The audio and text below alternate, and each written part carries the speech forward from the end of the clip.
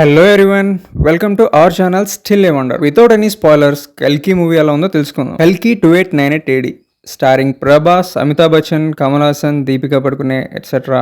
Directed by Nag Ashwin. Ticket కి పెట్టిన money each and every rupee worthy అనిపిస్తుంది థియేటర్స్ నుంచి బయటకు వచ్చేటప్పుడు. ఫస్ట్లీ మూవీ చాలా బాగుంది, ఎస్పెషల్లీ సెకండ్ హాఫ్ అండ్ ఆ క్లైమాక్స్ ఇచ్చే హై అయితే మామూలుగా ఉండదు. 3 hours రన్ టైం ఉన్న ఈ మూవీలో అక్కడక్కడ చిన్న చిన్న ఫ్లాస్ ఉన్నా మధ్య మధ్యలో హైస్ ఇస్తూ కొన్ని క్యామియోస్ తో సర్ప్రైజ్ చేస్తూ మూవీని తీసుకెళ్లారు.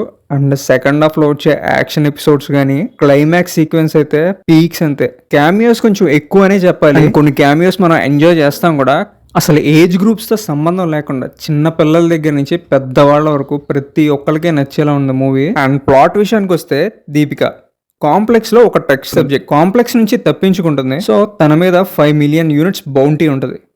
అశ్వత్థామ ఏమో దీపికని కాపాడాలని, అండ్ భైరవ్ ఏమో దీపికని ఎలాగైనా పట్టుకొని కాంప్లెక్స్ లోకి ఎంట్రీ సంపాదించాలని. ఇదే స్టోరీ లైన్ అండ్ ఇదే మనం ట్రైలర్స్ లో చూసాం. మూవీ స్టార్టింగ్ ఒక గూస్ బంప్స్ ఎపిసోడ్స్ తో స్టార్ట్ అవుతుంది. అండ్ ఆ వరల్డ్ లోకి మనం వెళ్ళడానికి ఎక్కువ టైం ఏం పట్టదు.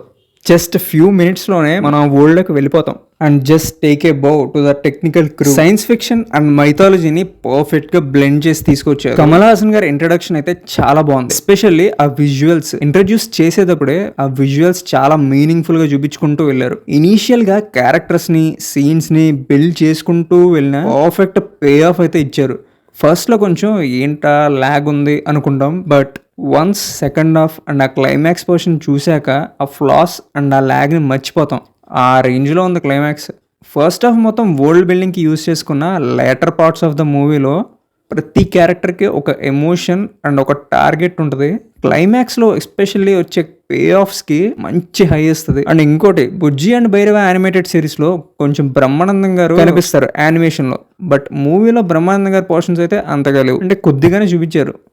అలా అని బాగాలేదా అంటే ఓకేష్గా ఉంది. అండ్ టికెట్ కి పెట్టిన ప్రతి రూపాయి వర్తీ అనిపిస్తుంది until you watch the climax. Yes, theatres నుంచి బయటకు వచ్చేటప్పుడు మాత్రం ఒక మంచి మూవీ చూసామన్న ఫీలింగ్ తోనే బయటకు వస్తాం. అండ్ ఆ ఎండ్ కార్డ్స్ మాత్రం మిస్ అవ్వద్దు. లాస్ట్ లో క్లైమాక్స్ లో ఎండ్ కార్డ్ పడిన తర్వాత కమల్ హాసన్ గారి కొన్ని విజువల్స్ ఉంటాయి, కెవ్వు అంతే, వాటిని మాత్రం మిస్ అవ్వద్దు. అండ్ ఆ విజువల్స్ కి దండం పెట్టేయచ్చు. ఎంత హై లెవెల్ విజువల్స్ ని అసలు నాగశ్విన్ గారు ఎలా ఊహించుకున్నారు అన్న విషయాన్ని ఊహించుకుంటుంటేనే చాలా థ్రిల్లింగ్ గా ఉంది. జనరల్ గా మైండ్ లో విజువలైజ్ చేసుకున్నది ఫస్ట్ పేపర్ మీద పెట్టాలి అండ్ వాటిని ఎగ్జిక్యూట్ చేయాలి.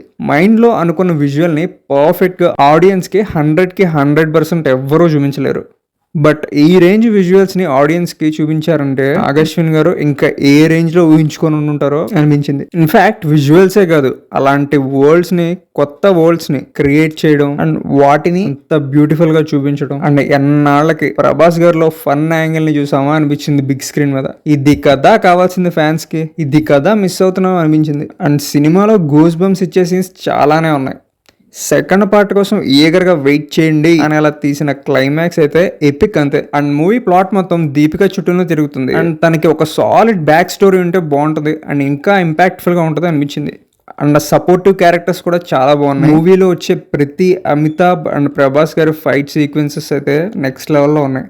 And BGM by Santosh Narayan ఇచ్చి పడేశారు అంతే. బట్ కొన్ని సీన్స్ లో మాత్రం ఇలా చేశారంట అనిపించింది. బట్ ఓవరాల్ గా ఓకే. జనరల్ గా సినిమాటిక్ యూనివర్స్ లో ఫస్ట్ పార్ట్ పర్ఫెక్ట్ గా ఉండాలి. 100% పర్ఫెక్ట్ గా ఉంది. అండ్ అందులో నాగశ్విన్ గారు 100% సక్సెస్ అయ్యారు. అండ్ ఎన్నాళ్ళు మూవీ కోసం వెయిట్ చేయడం వర్తీ అనిపించింది. అండ్ కమల్ హాసన్ గారి స్క్రీన్ టైం తక్కువే ఉన్నా నెక్స్ట్ పార్ట్ లో మాత్రం వేరే లెవెల్లో ఉండబోతుంది అండ్ వేరే లెవెల్లో చూపించబోతున్నారని అర్థమైపోతుంది. సుప్రీం యాస్కిన్ భయంకరమైన విలన్ గా ఎస్టాబ్లిష్ అవబోతున్నారు అని అయితే తెలిసిపోతుంది. Take a bow to the entire team of కల్కి for taking Indian cinema to next level, especially Telugu cinema. And end card పడిన తర్వాత లేచి వచ్చేద్దు. ఫ్యూ సీన్స్ ఉన్నాయి, అవి చాలా బాగున్నాయి. And don't miss it, you will definitely enjoy those visuals. That's it, that's the review guys. Thank you for watching. And movie మీకు ఎలా అనిపించిందో కామెంట్ చేయండి. వీడియో నచ్చితే లైక్ చేయండి and please do subscribe to our channel.